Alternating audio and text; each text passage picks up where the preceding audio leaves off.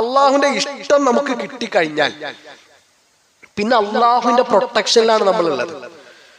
അള്ളാഹു പറഞ്ഞില്ലേ, എനിക്ക് ഏറ്റവും ഇഷ്ടം ഞാൻ നിർബന്ധമാക്കിയിട്ടുള്ള കാര്യങ്ങൾ എന്റെ അടിമ ചെയ്യുന്നതാണ്. അത് കഴിഞ്ഞാൽ പിന്നെ സുന്നത്തുകൾ ചെയ്തുകൊണ്ട് അവൻ എന്നിലേക്ക് അടുക്കുന്നു. അങ്ങനെ അള്ളാഹു ആ മനുഷ്യനെ ഇഷ്ടപ്പെടുന്നു. അള്ളാഹു ഒരു മനുഷ്യനെ ഇഷ്ടപ്പെട്ടു കഴിഞ്ഞാൽ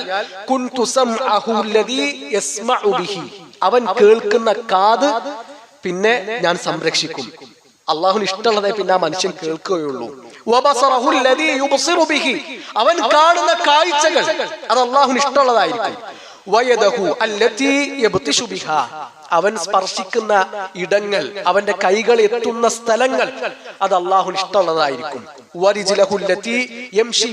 അവൻ നടക്കുന്ന കാല് അത് അള്ളാഹുവിന് ഇഷ്ടമുള്ള ഇടങ്ങളിലേക്ക് മാത്രമേ നടന്നു പോവുകയുള്ളൂ. അത് അള്ളാഹു തരുന്ന സംരക്ഷണമാണ്. അങ്ങനെ അള്ളാഹു ഒരു മനുഷ്യനെ ഇഷ്ടപ്പെട്ടു കഴിഞ്ഞാൽ ഓൻ ചോദിക്കുന്നത് റബ്ബ് അവൻക്ക് കൊടുക്കും. അവൻ എന്നോട് അഭയം ചോദിച്ചാൽ ഞാൻ അവൻക്ക് അഭയം കൊടുക്കും. സുബ്ഹാനല്ലാഹ്. അതിനേക്കാൾ വലിയ സൗഭാഗ്യം എന്താണ്? നമ്മൾ ചോദിക്കുന്നൊക്കെ നമ്മളെ റബ്ബ് തരും എന്ന് പറഞ്ഞാൽ, നമ്മൾ അഭയം ചോദിച്ചാൽ അഭയം തരുമെന്ന് നമ്മുടെ റബ്ബ് വാക്ക് പറഞ്ഞാൽ അതിനേക്കാളും വലിയ സൗഭാഗ്യം വേറെ എന്താണ്? അപ്പൊ അള്ളാഹുവിന്റെ ഇഷ്ടം കിട്ടിയാൽ നമ്മൾ കഴിച്ചില്ലായില്ലേ? അള്ളാഹുവിന്റെ ഇഷ്ടം കിട്ടിയാൽ ജിബ്രീലിന്റെ ഇഷ്ടം നമുക്ക് കിട്ടും, മലക്കുകളുടെ ഇഷ്ടം നമുക്ക് കിട്ടും, ഭൂമിയിൽ നമുക്ക് അള്ളാഹു സ്വീകാര്യത നൽകും.